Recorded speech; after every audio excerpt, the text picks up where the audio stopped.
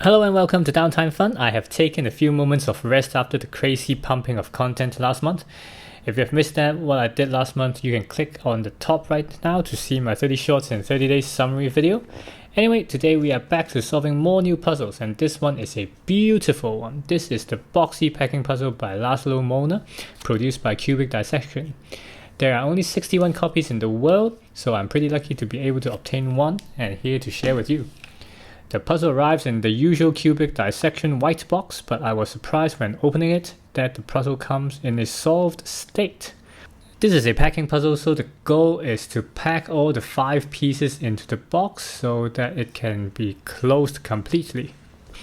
The shine and shimmer on the box looks amazing with a perfectly symmetrical pattern on the top, just looks super nice. And again, these puzzles smells so good. The wood smell. I just can't communicate how good this smells, but it sounds so awkward. But anyway, let's try to solve it, shall we?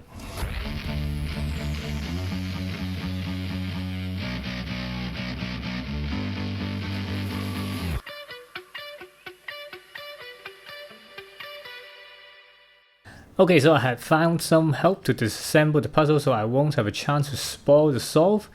The puzzle is now unpacked and we see there are 5 pieces which are required to be placed into this lovely box shell. The catch here is that the top and the bottom cover or the lid of the box is connected by a column in the middle. So the tops are actually restricted, the movements are restricted by the frame, and also when we place more pieces inside the box, the restriction gets more and more difficult and complicated to move.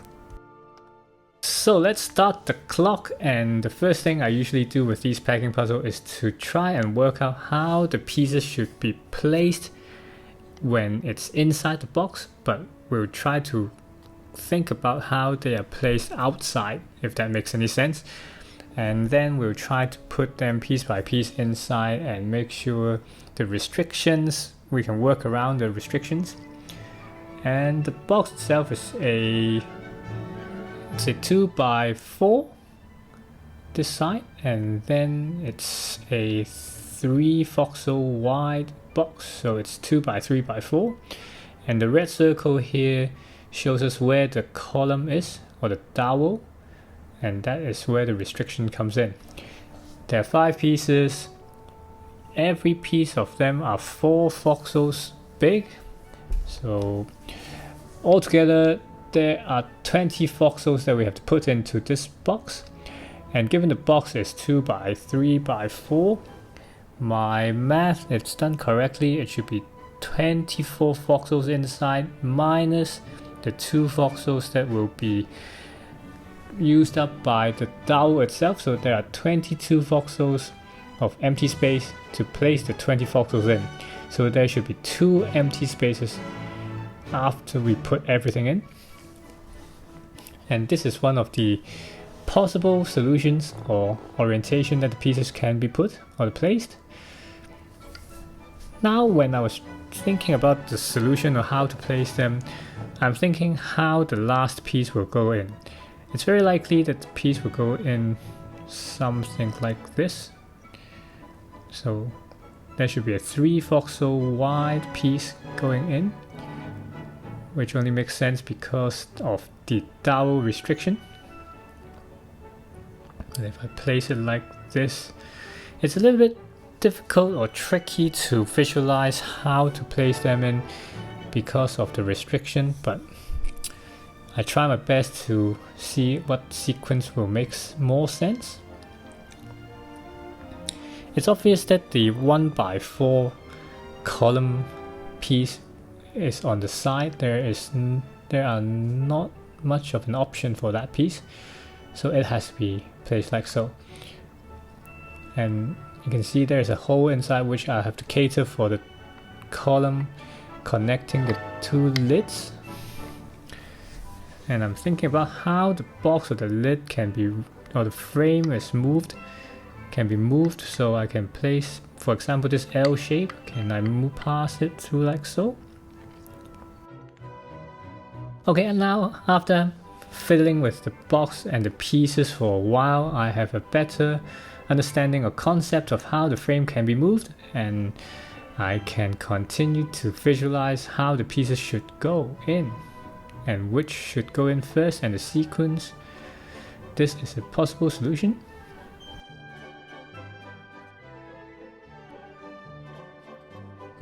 This T-shaped piece here doesn't seem to be a good move to place it first, because it requires a lot of working area for it to be placed inside the box, but I'll just give it a go. When I feel that the pieces have to go in an angle, that means it has to use up a lot of working area, which is not ideal. The best scenario is that I can just place it vertically in, so I don't have to move the pieces around. Like this piece here, I can just put it with the frame outwards. I can place it directly vertically into the box or the frame. And I can move the frame like so, and I have more working area. So I'll have, or actually 1.5 voxel to be exact. So it's not much of an extra area, but it helps.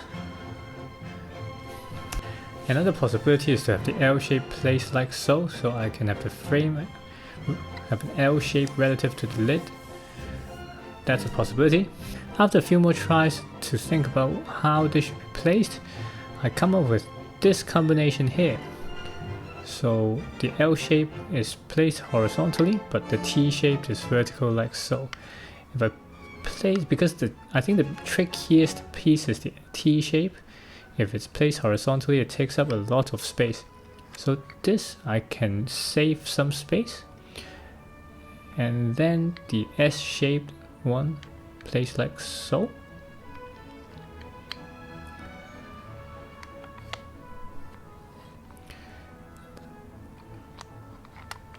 Then I have to place the maybe the L shape, but it's not big enough. The L shape doesn't fit, so maybe the sequence I have to change it up a little bit. Actually, I can take out the T-shaped piece out first and place the L shape in before the T shape, so I have more space for maneuvering the pieces.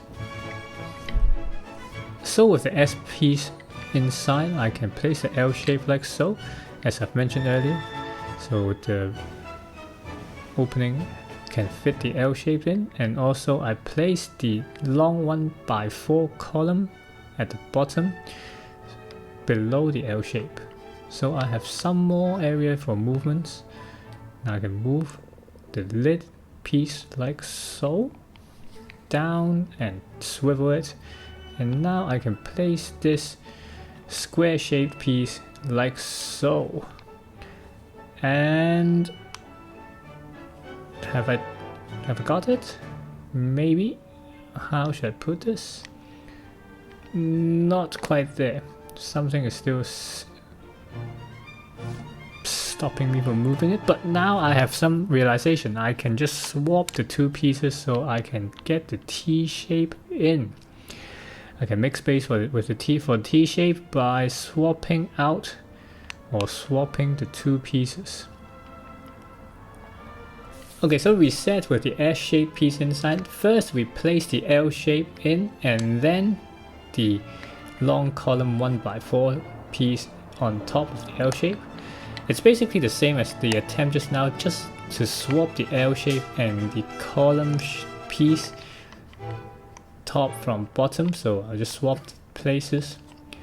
Now I can, with some dexterity, I can move the lid and the frame up. As you can see, it's not as simple as it looks, but finally got it through. And I have sufficient space for this square piece here. Oh, and just a quick show of this. It's the July 2021 batch. And again, there are only 61 copies in the world, so I'm super happy about that. Anyway, Now it's the last piece, the moment of truth, and I'm sure I've got it already. The T-shape can be placed vertically downwards, and voila! Just turn it and the magnets will stick the frame and the lids in place back to its full glory. 13 minutes and 29 seconds and I've solved this boxy packing puzzle. I truly have enjoyed this puzzle. It's really fun. The handling is excellent. The wood from cubic dissection, it's just excellent as always. It's top notch. Craftsmanship, top notch.